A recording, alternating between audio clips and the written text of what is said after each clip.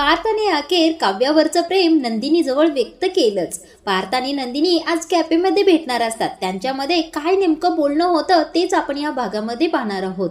तर मंडळी, लग्नानंतर होईलच प्रेम या भागामध्ये आता पार्थ इथे झोपलेला असतो आणि त्याला झोपण्याचा खूपच प्रयत्न करत असतो, पण त्याला सतत काव्याची आठवण येत असते. काव्याबरोबरच्या गोड क्षणांची त्याला सतत आठवण होत असते. ज्यावेळेला पार्थला काव्याने पाठीमागून मिठी मारलेली असते किंवा दोघांमध्ये गोड भांडण, रुसवे फुगवे असतात, ते सगळं काही पार्थला आठवत असतं. तेवढ्यातच आता वारं सुटलेलं असतं, म्हणून रूम मधील एक वस्तू धाड करून खाली पडते आणि पार्थला खाड करून जागच येते. आता त्या स्वप्नातून तो बाहेर येतो आणि उठूनच बसतो. आता उठून बसल्यानंतर स्वतःच्या मनातच म्हणत असतो, स्वप्नात सुद्धा काव्याच येत आहेत, मला आता त्या माझ्या स्वप्नात सुद्धा नको आहे. तेवढ्यातच आता फोनवर एक व्हॉइस मेसेज येतो. आता पार्थ मोबाईल घेतो आणि तो मेसेज ऐकतो. त्यावेळेला काव्याचा तो मेसेज असतो. आता काव्याने व्हॉइस मेसेज पार्थला केलेला असतो, तो म्हणजे, हाय देशमुख, आपली वेळ झाली आहे 11:11ची.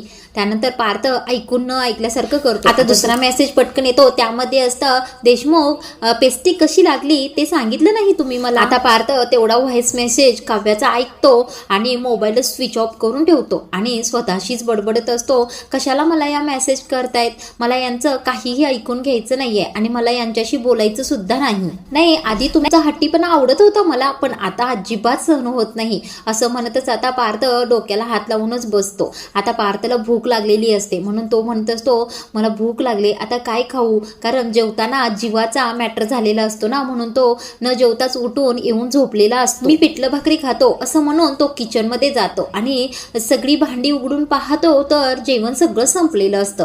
आता म्हणतो, अरे बापरे, इथे तर पिठलं भाकरी संपली आहे की, आता मी काय खाऊ बरं. आता स्वतःच विचार करतो, मी दूध पिऊन झोपतो, असं म्हणून तो दूध घेण्यासाठी फ्रीज उघडतो. आता दुधाचं पातेलं हातामध्ये घेतल्यानंतर पार्थला लगेच ती पेस्ट्री दिसते, म्हणजे त्यानेच त्या पातेल्या पाठीमागे ठेवलेली असते. आता पार्थ त्या पेस्ट्रीकडे पाहतच मानिनीचं बोलणं आठवत असतो, ज्यामध्ये मानिनी म्हणालेली असते, ती पेस्ट्री तुझी आहे आणि देणारी सुद्धा तुझीच आहे. आता पार्थ ती पेस्ट्री हातात घेतो आणि दुधाचं पातेलं फ्रीजमध्येच ठेवून देतो. आता पार्थने हातात घेतल्यानंतर त्याला काव्याचं बोलणं आठवतं, ज्यामध्ये काव्या म्हणालेली असते, आज माझ्याकडून तुम्हाला ट्रिक आहे असं समजा आणि घ्या ती पेस्ट्री. आता पार्थ बॉक्स उघडतो आणि त्यातील केक बाहेर काढतो आणि केक घेऊन खाण्याचा प्रयत्न करत असतो. आता एक तुकडा काढतो आणि तोंडापर्यंत नेतो. तेवढ्यातच पार्थला काव्या आणि जीवाचा तो किस करतानाचा असतो तो फोटो समोर दिसतो. आता तो फोटो दिसल्यानंतर पार्थचा इतका चेहरा पडतो की त्याच्या हातातून तो केकचा तुकडाच खाली पडतो. आता इकडे दुसऱ्या दिवशी सकाळ झालेली असते, तरी सुद्धा जीवा झोपलेलाच असतो. आता झोपेतच जीवाच्या चेहऱ्यावर गोड स्माईल असते. आता तो स्वप्नातच नंदिनी बरोबरचे चांगले क्षण आठवत असतो, ज्यामध्ये नंदिनीला त्याने मिठी मारलेली असते, तिच्या खांद्यावर हात टाकत असतो आणि नंदिनी स्वतःहून त्याच्याजवळ आलेली असते, ते सुद्धा त्याला आठवत असते. आता त्याच स्वप्नामध्ये जीवाला नंदिनी ज्यावेळेला घर सोडून जात असते आणि तिची बॅग भरत असते, त्यावेळेला जीवा तिच्या पाठीमागे लागलेला असतो. नाही नंदिनी, प्लीज तू मला सोडून जाऊ नकोस, हे घर सोडून जाऊ नकोस, प्लीज नंदिनी, मी विनंती करतो तुला, असं जीवा तिच्या मागे लागलेला असतो आणि नंदिनी मात्र काही केल्याने ऐकत नसते. आता जीवा स्वप्नात तसंच बडबडत असतो, म्हणजे नंदिनी तू जाऊ नकोस ग, नंदिनी, नाही नंदिनी तू जाऊ नकोस, असं वाटेल तसं बडबडत असतो. आता जीवा झोपेतच इतका हायपर झालेला असतो की खूपच जोराने ओरडत असतो, नंदिनी नंदिनी जाऊ नकोस ना, नंदिनी प्लीज प्लीज नंदिनी जाऊ नको ना, एकदा माझं ऐकून घे, असं खूप काही बडबडत असतो. ते ऐकून मानिनी तेथे येते आणि जीवाला उठवण्याचा प्रयत्न करत असते. आता मानिनी जीवाच्या डोक्यावर हात ठेवून उठवत असते. आता तोच हात जीवा नंदिनीचा म्हणून समोर घेतो आणि नंदिनी ऐक ना जाऊ नकोस असं म्हणत असतो. आता मानिनी, अरे जीवा मी आहे, मी झोपेतून जागा हो, असं म्हटल्यानंतर जीवा आता पटकन उठून बसतो. आता जीवा मानिनीला म्हणत असतो, आई नंदिनी इथे आली होती का ग आता. त्यावेळेला मानिनीच नाही म्हणते. आता मानिनीला जीवाची ही अवस्था पाहून खूपच वाईट वाटत असतं. आता जीवाच्या डोक्यावरून हात फिरवते आणि जीवाला जवळ घेते. आता मानिनी जीवाला समजूत घालत असते, जीवा काय झालं रे, वाईट स्वप्न पडलं का तुला, थोडा वेळ थांब, अगदी थोडा वेळ दे नंदिनीला, तू आणि नंदिनी एक दिवस नक्की एकत्र ये. आता मानिनी जीवाच्या बेडवरील मधला रोल पाहते आणि म्हणते, हे काय आहे रे जीवा. त्यावेळेला जीवा सांगत असतो, आई नंदिनीने आमच्या दोघांच्या मध्ये हा रोल घातला होता. आता मानिनी म्हणत असते, अरे जीवा हो ठीक आहे असू दे, पण आता नंदिनी नाहीये ना, मग ती काढून टाक ना. त्यावेळेला जीवा म्हणतो, कोण म्हणतं नंदिनी नाहीये, कुठे गेली नंदिनी, फक्त तुम्हालाच दिसत नाहीये, नंदिनी आहे. माझ्या मते नंदिनी अजून या रूम मध्येच आहे आणि जोपर्यंत नंदिनी या रूम मध्ये परत येत नाहीये तोपर्यंत या रूम मधील प्रत्येक गोष्ट तशीच्या तशीच राहील. अगदी हा रोल सुद्धा असाच राहील आणि मला खात्री आहे एक ना एक दिवस नंदिनी घरी परत येणारच आहे आणि स्वतःच्या हातानेच ती हा रोल बाजूला करेल. आता मानिनी म्हणते, हो हो नक्की ती घरी परत येईल आणि हा रोल बाजूला सुद्धा करेल. आता मानिनी म्हणत असते, जीवा खरंच तुझ्या तोंडात दही साखर पडो, तू जसं म्हणतोय तसंच घडो बघ. खरोखर जीवा तू अगदी धीराचा आहेस बघ. आता ती जीवाला समजूत घालत असते, जीवा खरंच तू खूपच समजूतदार आहेस बघ. सगळं अगदी होत्याचं नव्हतं झालं आहे पण तू तुझा संयम सोडलेला नाहीस. नेहमी पॉझिटिव्ह विचार करतोस आणि तुझ्या आयुष्यात सगळं पॉझिटिव्हच होईल बघ. फक्त तू हिंमत हारू नकोस. आता जीवा मानिनीला म्हणत असतो, आई दादा रात्री जेवला नव्हता, त्याने काही खाल्लं आहे का ग? त्यावेळेला आता इकडे पार्थ किचन मध्ये स्वतःसाठी ऑमलेट बनवत असतो. तेवढ्यातच तिथे ती मूर्ख रम्या येते. आता रम्या म्हणत असते, अरे पार्थ तू का बनवतोयस, मी देतो ना बनवून तुला. तेवढ्यातच आता पार्थ म्हणत असतो, नाही नाही माझं मी बनवणार आहे, मला थोडा चेंज हवा आहे म्हणून मी बनवत आहे. त्यावेळेला तर रम्या म्हणते, अरे पार्थ असं काय करतोयस, त्या काव्यामुळे आधीच एवढा बदलला आहे, आणखीन किती चेंज हवा आहे तुला, असं म्हणून रम्या आता स्वतः करायला जाते. त्यावेळेला पार्थ थोड्या स्ट्रॉंग सुरात म्हणतो, राहू दे माझं मी करतो. आता रम्या म्हणते, असा काय करतोयस पार्थ तू, बरं ठीक आहे मी नाही बनवत, तू बनवतोयस ना तर माझ्यासाठी सुद्धा एक बनव, मी आपल्या दोघांसाठी ब्रेड भाजते. आता पार्थ ऑमलेट बनवत असतो. तेवढ्यातच काव्याचा व्हिडिओ कॉल येतो. आता काव्याचा फोटो पाहूनच पार्थ मोबाईल पाहतो आणि फोन कट करतो. आता हे पाहते रम्या. इकडे काव्या खूपच वैतागलेली असते, फोन कट केलाय म्हटल्यानंतर. आता काव्याचा व्हिडिओ कॉल आहे म्हटल्यानंतर या रम्याच्या मनात लगेच शिजायला लागतं. आता ती म्हणत असते, काव्याचा व्हिडिओ कॉल येत आहे का, हा हीच करेक्ट टायमिंग आहे काव्याला जलस फील करून देण्याची. आम्ही दोघं एकत्र आहोत इथे किचन मध्ये, हेच तिला मी दाखवतो. आता पुन्हा काव्याचा व्हिडिओ कॉल येतो. त्यावेळेला पार्थ घेणार इतक्यातच ही रम्या फोन उचलते आणि पार्थला म्हणत असते, थांब पार्थ मी फोन उचलते, तू असं काव्याला का अवॉइड करत आहेस बरं? अरे पार्थ नाती तुटल्यानंतर असं त्या माणसाला अवॉइड करायचं नाही, त्या माणसाला दाखवून द्यायचं की तू गेलास म्हणून काही मी रडत किंवा झुरत बसलेलो नाहीये. त्यावेळेला पार्थ रम्या म्हणून तिला बोलण्यापासून थांबवत असतो पण ही रम्या ऐकते ती कुठली. आता रम्या म्हणत असते, अरे पार्थ थांब तू मी बोलते तिच्याशी. आता पार्थ तिला अडवत असतो. तेवढ्यातच रम्या फोन उचलते. आता फोन उचलल्याबरोबर काव्याला असं वाटत असतं की देशमुखच आहेत म्हणून गुड मॉर्निंग असं म्हणणार इतक्यातच फोनवर रम्या दिसते. आता काव्या खूपच चिडलेली असते. ही रम्या सुद्धा काव्याला गुड मॉर्निंग असं म्हणते. आता काव्या खूपच चिडलेली असते. आता ती रम्याला म्हणत असते, काय ग ये बिघडलेली सिनेमन कॉपी, माझ्या नवऱ्याचा फोन तुझ्या हातात काय करत आहे ग? आणि काय ग ये रम्या, माझ्या नवऱ्याचा फोन हातात धरण्यासाठी तुझा हात बरा झाला वाटतं. आता काव्याने असं विचारल्याबरोबर रम्याला पटकन तो हात मुरगळलेला सीनच आठवतो. आता ही रम्या सुद्धा काव्याला थोडी थोडी घाबरायला लागलेली असते. आता ही रम्या तरीही काव्याला म्हणत असते, हो माझा हात बरा झाला ना, कारण पार्थने स्वतः माझ्या हाताचा एक्सरसाइज करून दिला आहे. आता काव्या म्हणत असते, इतकंही फेकू नकोस रम्या तू. आता रम्या लगेच पार्थकडे कॅमेरा म्हणजे मोबाईल फिरवते आणि म्हणत असते, पार्थ सांग बरं तू सांग काय खरं आहे ते. आता पार्थ मात्र गुपचुपीच उभा असतो. आता काव्या म्हणत असते, अगं ठीक आहे ना रम्या, त्यांनी तुझा हात एक्सरसाइज करून दिलाय ना, मग ठीक आहे, बहिणीचा हात मुरगळलाय म्हटल्यानंतर भाऊ सरळ करून देणारच ना. आता ही रम्या लगेच कडू सुरुवात काव्याला म्हणत असते, ए काव्या मी काही पार्थची बहीण वगैरे नाहीये, मी त्याची मैत्रीण आहे. आता काव्या म्हणत असते, ए रम्या तुझं काही वेगळंच, आमच्या इकडे मामाच्या मुलाला भाऊच मानतात, आम्ही त्याला राखी सुद्धा बांधतो. आता काव्या म्हणत असते, अगं रम्या किती मोठी झालीस तू, कसं व्हायचं तुझं, लग्नाचं वय झालं ना तरी सुद्धा तुला नाती गोती कळत नाहीत अजून. आता ही रम्या खूपच कडू टोमणा काव्याला मारते. आता म्हणते, तू मला नात्या गोत्यांचं काव्या सांगू नकोस बर का, तुमच्या इकडे भावा समान दिरासोबतच अफेअर करतात बरोबर ना. आता मात्र रम्याचं हे बोलणं पार्थला सहन होत नाही आणि शटाप रम्या गप्प बस असं म्हणून खूप जोराने रम्याला ओरडतो. आता मात्र पार्थ चिडूनच रम्याच्या हातून फोन हिसकावून घेतो, कट करतो आणि तेथून निघून जातो. आता रम्या म्हणत असते, अरे पार्थ बघ ना ती कशी बोलते मला. आता पार्थ काहीच ऐकून घेत नाही, जातो तिथून निघूनच. आता ही काव्या खूपच चिडलेली असते. ती म्हणत असते,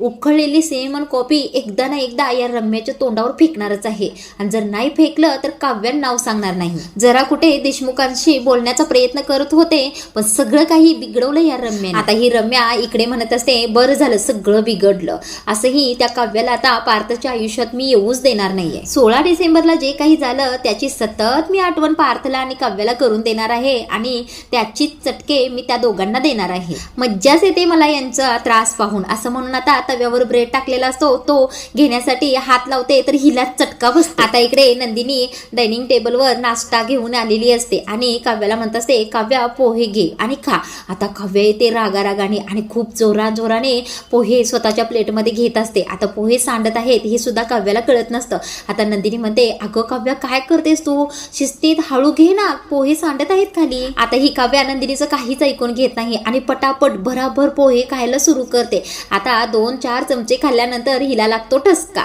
आता नंदिनी म्हणते, अगं एवढी का घाई करत आहेस तू. आता ठसका लागलाय म्हटल्यानंतर नंदिनी पटकन पाणी देत म्हणते, अगं काय मुलगी आहेस तू, कधीपासून सांगतोय तुला सावकाश सावकाश म्हणून, घास लागला ना तुला, ठसका लागतोय, हळू खा तू काव्या. आता काव्या म्हणत असते, त्रास तर होणारच ना ताई, ती रम्या बघ ना, नको नको ती बोलते मला. आता नंदिनी म्हणत असते, तुझी काय अपेक्षा आहे काव्या, त्या रम्याने तुझ्याशी गोड गोड बोलावं व स्वत्यानी कुशीत घेऊन तू समजूत काढावी. बाहेरच्यांच्या पेक्षा घरच्या लोकांचे शब्द जिव्हारी लागतात काव्या, अशी चिडचिड करून काय होणार आहे बरं.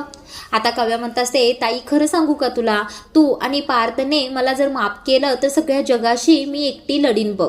आता त्यावेळी नंदिनी म्हणत असते, अगं माफ करण्याचा सवालच येत नाही, पण आम्हाला वाईट सुद्धा वाटू नये अशी अपेक्षा आहे का ग तुमच्या लोकांची. इतक्या वेळा जीवांच्या बद्दल तुझ्या समोर मी बोलत राहिले, इतक्या वेळा जीवांच्या सोबत मी मिरवत राहिले, पण तू माझा एकदाही हात धरून मला खरं ते काही सांगितलं नाहीस. पण यासाठी मी तुझ्यावर अजिबात रागवलेली नाहीये काव्या. कशी तू गळ्यातील मंगळसूत्र काढायला निघाली होतीस, कशी तू रूमच्या आतमध्ये आणि मी बाहेर होते, तू सतत मला सांगत होतीस, ताई हे लग्न मोड, ताई हे लग्न मोड, आणि तुझ्यासाठी मी मोठी बहीण आहे हे अडचणीचं झालं होतं. आणि त्यावेळेला मला कळतच नव्हतं नेमकं हे काय चाललं आहे, तू अशी का वागत आहेस. पण तुझ्या या सगळ्या वागण्याचा अर्थ मला आत्ता कळत आहे आणि मग स्वतःचीच लाज वाटते ग काव्या. जीवांवर तर मी खूपच नाराज आहे, त्यांनी खूप दुखावलंय मला. किती वेळा तरी जीवांना मी त्यांच्या भूतकाळाबद्दल विचारलं होतं, अगदी मिसके कोण आहे इथपर्यंत मी गेले होते, पण जीवानी कधीच मला विश्वासात घेऊन काहीच सांगितलं नाही. अगं काव्या, जेव्हा जेव्हा बाकीचे तुझ्याबद्दल वाईट बोले तेव्हा मी छाती टोकपणे त्यांना सांगितलं होतं, काव्याचं असं काहीही नाहीये, आणि जर तिचं असतं तर तिने मला स्पष्टपणे सांगितलं असतं. पण मीच तुझ्या मनातलं ओळखू शकलो नाही ग काव्या. तुझ्या समोरच जीवानी आणलेला गजरा मी माझ्या केसात माळला, तुझ्या समोर जीवानी भरवलेला घास खात राहिले, जीवानी ठसका लागल्यावर मला पाणी दिलं ते मी पाणी पित राहिले, तेव्हा तू समोरच होतीस ना. मग त्यावेळेला तुला काय वाटलं असेल ग काव्या, ते आठवून आठवून अगदी तोंड कडू होतं ग माझं. आता नंदिनी खूपच रडायला लागलेली असते. आता ती रडतच म्हणते, हे सगळं आठवून स्वतःवरचा राग सरता सरत नाहीये ग, त्यामुळे मी कोण आहे तुला माफ करणारी. आता नंदिनी रडतच म्हणत असते, अगं काव्या, माफी तर मी मागते तुझी. असं म्हणल्यानंतर आता काव्या पटकन नंदिनीला मिठी मारते. अगं ताई असं बोलू नकोस असं म्हणत असते. आता नंदिनी रडत असते तेवढ्यातच नंदिनीच्या फोनची रिंग वाजते. आता नंदिनी फोन कुणाचा आहे पाहते तर पार्थचा फोन असतो. हा बोला पार्थ असं म्हणून फोन उचलते. आता काव्या विचारात पडलेली असते की पार्थचा फोन नंदिनी ताईला आला आहे. आता नंदिनी, हा पार्थ तुमचा आवाज येत नाहीये असं म्हणत काव्यापासून थोडीशी बाजूला जाते. त्यावेळेला आता काव्या विचार करत असते, पार्थचा फोन नंदिनी ताईला आला आहे, काय काम असेल बरं त्यांचं हिच्याकडे. आता काव्या विचार करते, या बोक्याचं नंदिनी ताईशी काय काम आहे हे मला ऐकलंच पाहिजे असं म्हणून नंदिनीचा पाठलाग करतच ती जाते. आता नंदिनी म्हणत असते, हा बोला पार्थ तुमचा आवाज येतोय. त्यावेळेला पार्थ म्हणत असतो, नंदिनी तुम्ही बिझी आहात का. नाही पार्थ मी बिझी नाही, बोला ना काय काम होतं. त्यावेळेला पार्थ म्हणत असतो, माझं तुमच्याकडे अगदी छोटंसं काम होतं, तुम्ही मला भेटणार का 10 मिनिटांसाठी. आता नंदिनी म्हणत असते, अच्छा म्हणजे अर्ध्या तासात भेटायचं आहे का, बरं मी येते, कुठे यायचं ते सांगा. आता पार्थ इकडून म्हणतो, कॅफे मिलन मध्ये या तुम्ही. त्यावेळेला नंदिनी म्हणते, कॅफे मिलन मध्ये, बरं ठीक आहे मी येते. आता कॅफे मिलन हा शब्द काव्या ऐकते. आता पार्थ म्हणतो, बरं ठीक आहे मी सुद्धा आवरून येतो आणि तुम्ही पण या. आता नंदिनी म्हणत असते पार्थला, पार्थ मला फक्त लोकेशन पाठवून ठेवा. आता पार्थ फोन कट करतो आणि लोकेशन पाठवतो. त्यावेळेला नंदिनी विचार करत असते, पार्थने मला का बरं भेटायला बोलवलं असेल. आता काव्या पटकन नंदिनी तेथून गेल्यानंतर जीवाला जीवाला फोन लावते आणि जीवा पण लगेच फोन उचलतो. आता जीवा फोन उचलल्यानंतर काव्याला म्हणत असतो, अगं काव्या का फोन केला आहे, सगळं ठीक तर आहे ना. आता काव्या जीवाला म्हणत असते, अरे जीवा सगळं काही ठीक आहे, पण नंदिनी ताई आणि पार्थ एकमेकांना भेटणार आहेत मिलन कॅफेमध्ये. त्यावेळेला जीवा म्हणतो, हा मग आपण काय करायचं. आता काव्या म्हणत असते, काय म्हणजे काय विचारतोयस तू, अरे एवढं सगळं झाल्यानंतर पार्थ आणि नंदिनी ताई पहिल्यांदा भेटणार आहेत ना, मग आपण दोघं सुद्धा जाऊया ना तिथे. आता जीवा म्हणत असतो, म्हणजे मिलन कॅफेमध्ये आपण चौघे एकत्र. त्यावेळेला काव्या म्हणते, हो आपण चौघं एकत्र जमायचं आहे. आता काव्या म्हणत असते, आपल्या चौघात जे काही घडलं आहे त्याचा पुरावा आपण आहोत, आपण गुन्हेगार आहोत आणि आपणच वकील आहोत आणि आपणच यावर निकाल द्यायचा आहे. आता काव्या म्हणत असते, हे बघ मी इथे नंदिनी ताईशी बोलते, तू तिकडे पार्थशी बोलतोयस. आता नंदिनी ताई आणि पार्थ सुद्धा बोलत आहेत, मग आता वेळ आली आहे आपण चौघांनी एकत्र बसून बोलण्याची. आता ती म्हणत असते, ठीक आहे आलीच गोष्ट सगळ्यांसमोर, ठीक आहे गोष्ट होतीच तशी मोठीच गोष्ट आहे ती, पण आले तर आले ना, आता काय करणार आपण. पण आता आपण चौघांनी एकमेकांसमोर बोलून प्रश्न सोडवण्याची गरज आहे आणि बोलून सगळे प्रश्न मिटवून टाकूया. तू ये पटकन. आणि एक गोष्ट लक्षात ठेव जीवा, ही केस आपल्याला जिंकायचीच आहे. आता जीवा म्हणत असतो, हो तुझं बरोबर आहे, आपण एकत्र चौघजण बसून बोलूया आणि जरी ते आपल्यावर चिडले तरी कॅफेमध्ये बाकीचे लोक असतील ना, त्यामुळे त्यांना जास्त रिॲक्ट करता येणार नाही. नाही तू म्हणतेस ना तसंच करूया आपण. आता काव्या म्हणत असते, भर कॅफेमध्ये सगळ्या लोकांच्या समोर आपण त्याचे पायच धरूया, माफ केल्याशिवाय सोडायचंच नाही. त्यावेळेला जीवा म्हणत असतो, हो आपण अगदी तसंच करूया. आता नंदिनी इकडे मिलन कॅफेमध्ये आलेली असते आणि पार्थची वाट पाहत असते. तेवढ्यातच तिच्या तोंडासमोर चुटकी वाजवत जीवा आलेला असतो. आता नंदिनी त्याला पाहून म्हणते, तुम्ही इथे काय करताय. त्यावेळेला जीवा म्हणतो, हो मीच, आणखीन कोणी येणार होतं का. आता नंदिनी म्हणते, अहो तुम्ही नाही ते पार्थ. त्यावेळेला जीवा म्हणतो, हा पार्थ दादा नाही येणार आता तो काव्यासोबत गेला आहे आणि मी इथे तुझ्यासाठी आलो आहे. आता जीवा म्हणत असतो, तसंही चकाचक बाई कॅफेचं आणि आपलं जुनं नातं आहे. तुला आठवतं का पाठीमागे एकदा कॅफेमध्येच आपण कसं सेलिब्रेशन केलं होतं, बघ ना, आठव ना नंदिनी, ज्यावेळेला आपल्याला आनंद निवास मिळालं होतं त्यावेळेला आपण असंच सेलिब्रेट कॅफेमध्ये केलं होतं ना. आता नंदिनीला तो आनंद निवासचा जोडत्यालाचा सीन आठवतो. आता जीवा म्हणत असतो, मी काय म्हणतोय चकाचक बाई, जर तुटलेला आनंद निवास आपण जोडू शकतोय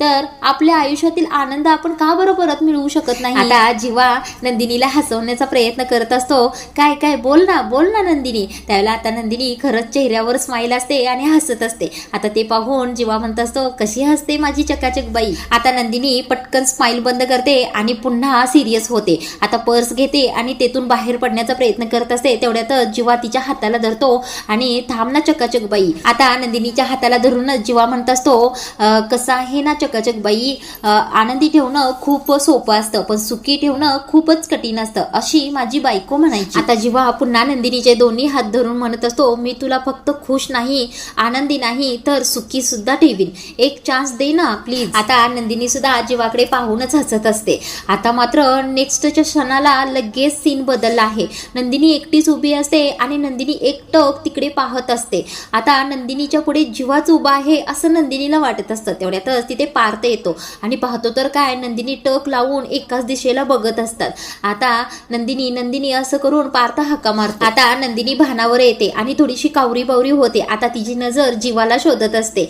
आता पार्थ म्हणत असतो, काय झालं नंदिनी, अशा का वागत आहात, सगळं ठीक आहे ना. आता नंदिनीला मात्र काही बोलावं तेच सुचत नसतं. आता आजचा भाग इथेच थांबवला आहे आणि पुढील भागामध्ये पार्थ काव्याची काही महत्वाची पुस्तकं घेऊन आलेला असतो आणि नंदिनीला देतच म्हणत असतो, काव्याची परीक्षा जवळ आली आहे, ही पुस्तकं त्यांना द्या तेवढी. आता नंदिनी म्हणत असते, केवढं प्रेम आहे काव्याविषयी तुमच्या मनामध्ये, कडवटपणाला थोडी सुद्धा जागा नाही. आता इकडे बाहेर कॅफेच्या काव्य आलेली असते. तिला पाहून काही गुंड तिची छेड काढत असतात. तिला म्हणत असतात, हे बघा रे, हीच मुलगी आहे ती रील मधील जी दिराबरोबर अफेअर करते. आता काव्याला पाहून ती मुलं म्हणत असतात, आम्ही दोघं सुद्धा भाऊ आहोत, आमच्याकडे पण ये ना तू. आता तेवढ्यातच नंदिनी त्या मुलांच्या जवळ येते आणि खाड करून कानाखाली लावते आणि म्हणत असते, बहीण आहे माझी ती, तिच्यापासून 10 पावले लांबच राहायचं. आता तो गुंड परत नंदिनीला म्हणत असतो, हिच्यामुळे तुझी सगळी जिंदगी खराब झाली आणि तू हिचीच बाजू घेत आहेस. त्यावेळेला नंदिनी पुन्हा एकदा त्या गुंडाला कानाखाली लावते. आता प्रेक्षकांनो, पुढील भाग अतिशय मनोरंजक असणार आहे, त्यामुळे उद्याचा रिव्ह्यू ऐकायला विसरू नका. हा रिव्ह्यू तुम्हाला आवडला असेल तर व्हिडिओला लाईक आणि चॅनलला सबस्क्राईब जरूर करा.